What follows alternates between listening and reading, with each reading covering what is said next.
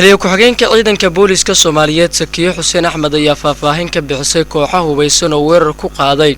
hotel Iswaayeel oo ku yaala gudaha magaalada Muqdisho ee caasimadda Soomaaliya isla markaana ka agdhow xarunta looga arrimiyo Soomaaliya ee Villa Soomaaliya.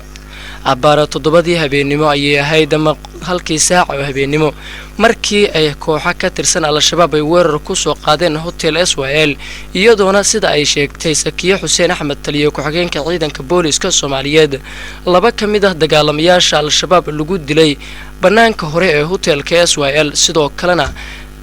saacadihii la soo dhaafay ciidamada ammaanku ay gudaha hotelkaasi kula dirirayeen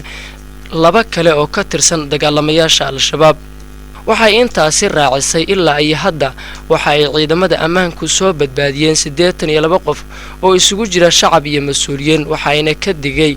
in xiriirada telefoonka lala sameeyo dadka shacabka ah ee lagu tuhmayo in ay gudaha ku jiraan inta howlgalka la soo afjarayo. kooxaha weysan ayaa saacadihii la soo dhaafay waxa ay weerarka ku qaadeen gudaha hotel Iswaayeel ee magaalada Muqdisho.